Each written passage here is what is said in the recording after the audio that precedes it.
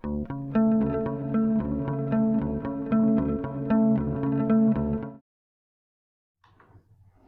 Very warm welcome to ask advocate जो।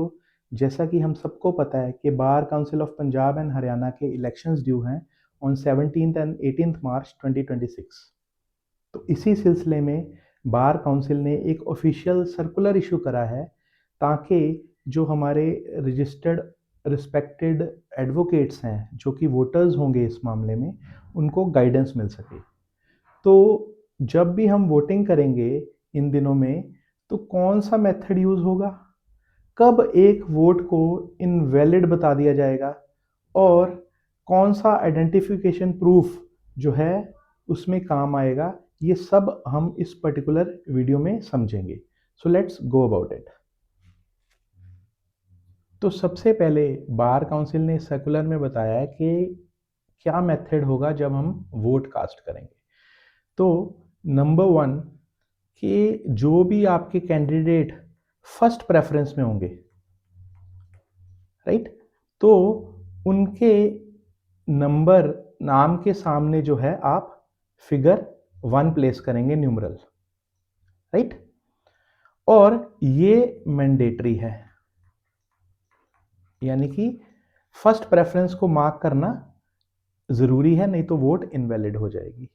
उसके बाद आपके पास ऑप्शन है, इट इज़ योर डिस्क्रिशन, कि आप अपनी जो अलग से प्रेफरेंसेस हैं कैंडिडेट की, उनके सामने भी आप नंबर मार्क कर सकें जो भी आपने उनको प्रेफरेंस देनी है।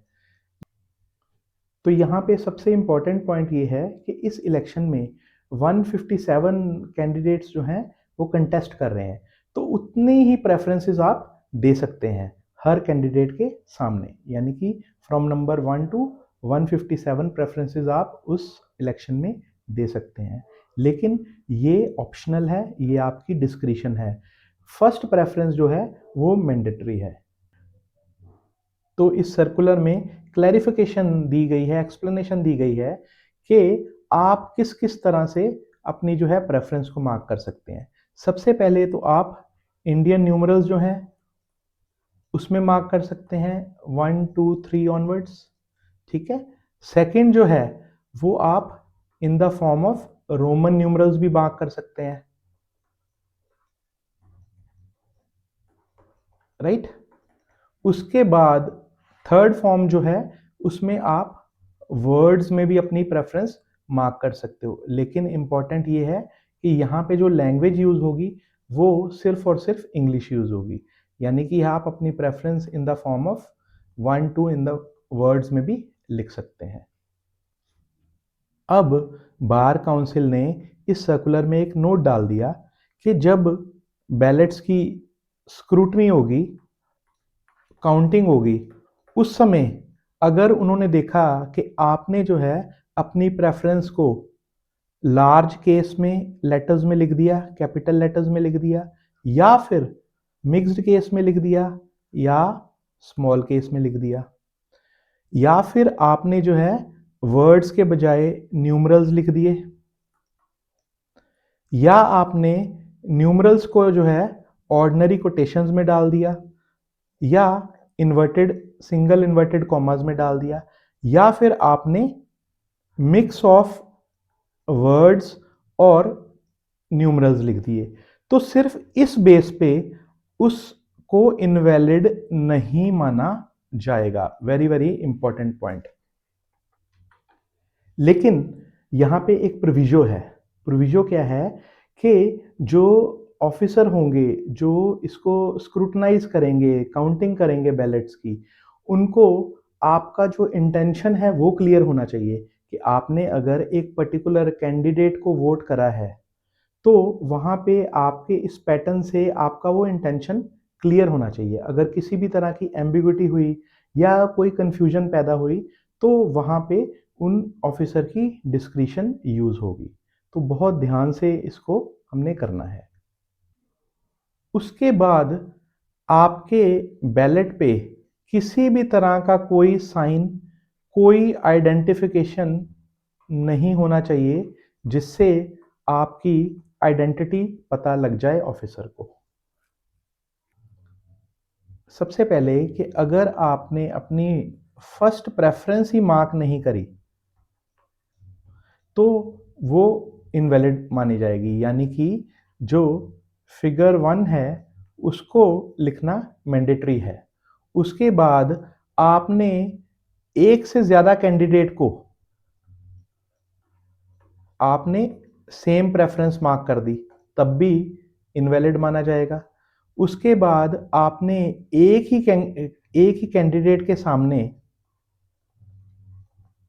आपने फिगर में भी मार्क कर दिया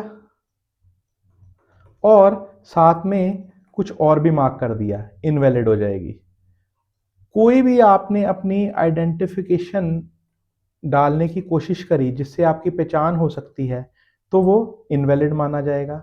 किसी भी तरह का आपने जो है उसको इरेज करने की कोशिश करी या कट करने की कोशिश करी, म्यूटिलेट करने की कोशिश करी, तो वो इनवैलिड माना जाएगा। कई बार कुछ बातें बहुत छोटी-छोटी लगती हैं, लेकिन इन्हीं सिंपल चीज़ों से मिस्टेक हो जाती है जो हमारी बहुत ही क्रूशियल वोट को इनवैलिड बना देती है। तो बार काउंसिल ने इसको अच्छे से क्लैरिफाई कर दिया। अब आपने वोटिंग कर दी, उसके बाद आपने अपने वोटिंग पेपर को बैलेट बॉक्स में डाल देना है। तो वोटिंग के दिन पे वोटर्स को 2 तरह के प्रूफ्स अलाउड हैं वोटिंग के लिए एलिजिबल होने के लिए। पहला है जो कि आपको आइडेंटिटी कार्ड इशू हुआ है बार काउंसिल की तरफ से। दूसरा है आपको जो है एनरोलमेंट सर्टिफिकेट इशू हुआ है आपकी स्टेट की बार काउंसिल की तरफ से, वो आप कैरी कर सकते हैं। और दोनों चीज़ें इन ओरिजिनल होनी चाहिए, फोटोकॉपीज अलाउड नहीं है। तो हम सब के लिए ये बहुत क्रूशल है कि वोटिंग में जाने से पहले हम इलेक्टोरल रोल में अपना नाम चेक कर लें और हम ये इंश्योर कर लें कि हमारी जो फोटोग्राफ है वहाँ पे प्रिंटेड है। इन केस कि अगर आपकी फोटोग्राफ प्रिंटेड नहीं है इलेक्टोरल रोल पे, तो आपको 5 में से एक डॉक्यूमेंट साथ में इन ओरिजिनल लेके जाना है। कौन कौन से हैं? पहला तो आपका identity card which is issued by the state bar council. Second number पे आप अपना एनरोलमेंट सर्टिफिकेट कैरी कर सकते हैं, अपना पासपोर्ट, ड्राइविंग लाइसेंस या वोटर्स कार्ड। ये सभी आपके पास इन ओरिजिनल होने चाहिए अगर इलेक्टोरल रोल पे आपकी फोटोग्राफ प्रिंटेड नहीं है। Very crucial. आई होप कि आपको ये वीडियो की जो इन्फॉर्मेशन है वो अच्छी लगी होगी, और अगर आपको ये अच्छा लगा है तो kindly do like, comment and subscribe to ask advocate Jo. Till then take care, God bless.